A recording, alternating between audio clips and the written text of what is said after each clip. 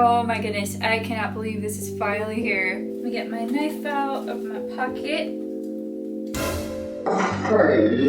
Oh, dude! I'm fine. This knife's actually pretty dull. Hey guys, it's Autumn Guard. Today I'm going to be unboxing the new MacBook Pro 16-inch. And I'm really excited about this because I have had my old laptop for the longest time. It's a 2012 MacBook Pro. And if you haven't heard, Apple now considers MacBook Pros that were released in 2012 and older obsolete. So I'm not gonna say that I was forced to upgrade, but it was a nice little excuse to upgrade. But honestly, I've really wanted a new laptop for a while. Obviously, I do YouTube. I also do video for work. And even for music production, I'm sure this is gonna be way better than what I had. But anyway, let's go ahead and open this up already. Okay. Oh man.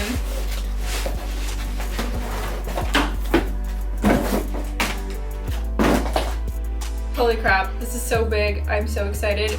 Just like look at that box. It just looks so new and pretty.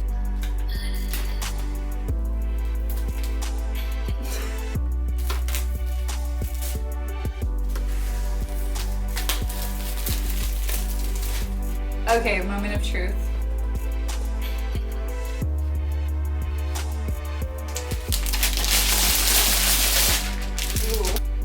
And there it is, you guys. There it is. I've never actually unboxed a new Mac before. The last Mac that I had was pre-owned. So this is the first time I'm actually getting a brand spanking new MacBook Pro. I'm like scared. I'm like, what if I break it already? Whoa. There it is. It actually doesn't feel that much heavier than the old one I had.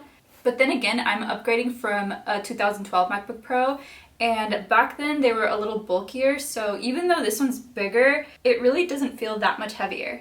All right, so let's open this thing up for the first time ever. Whoa, it's so big. Look how big that is, you guys. Ooh, booting for the first time. Alrighty, so okay. To use English as the main language, press the return key. Okay, that scared me.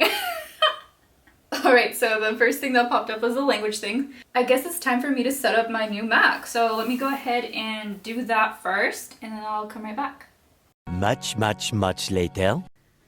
Okay, so setting my MacBook Pro up took a lot longer than I expected, but I've got everything up and running now, so it's all good. I just did the whole Time Machine backup thing on an external hard drive, and that is how I got all of my data into this computer. As far as plugins go, I did have some plugins that I was able to use right away, and some I had to like re-enter the serial number, and some I did have to email support. So that was the biggest pain in the butt, but it's a small price to pay for getting a new laptop. Speaking of price to pay, this was not cheap. Although at the time that I got it, I used the back to school discount code, and it also came with some AirPods, which was pretty cool. I've never had those before, and I love them now. But let's quickly go over the specs of my new MacBook Pro.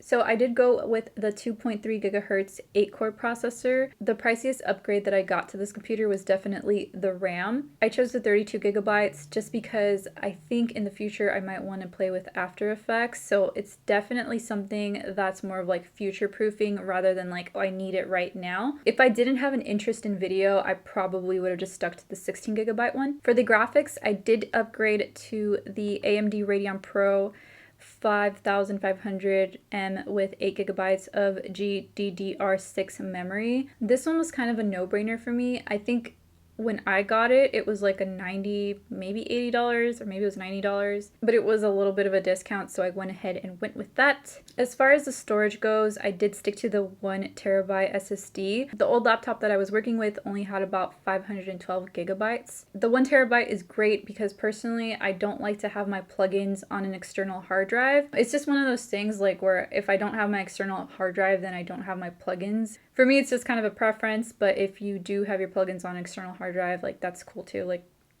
not hating on you. I already have Final Cut Pro and I use Ableton, so I did not do these upgrades.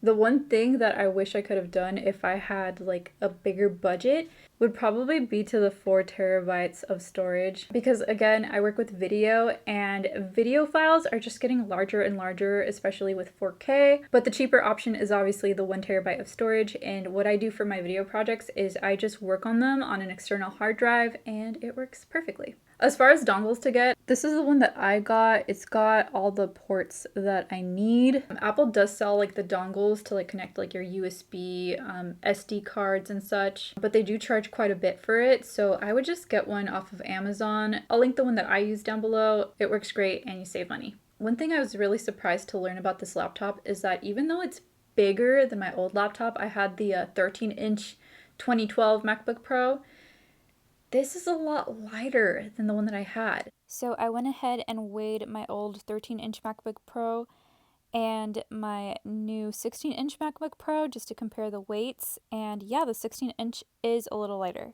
And for those of you that might be wondering, well, why didn't you just wait for the new MacBook Pros to come out? The ones with like I think it's like an ARM processor, if I'm not mistaken. I think they're gonna be cool, but I don't wanna be the first one to get it because I don't know how that's gonna work with like Ableton or all the plugins that I use. So I'm really happy I upgraded to this one now, and then in another 8 years, I might upgrade again. All right, so that is it for today's video, you guys. I know it was a little different. I had more of like a vloggy type style in the beginning. Hopefully you guys liked it, and hopefully it was informative to those of you that maybe are thinking about upgrading to the 16-inch MacBook Pro. Definitely give this video a like if you liked it, subscribe if you're new, and I will see you guys on the next one.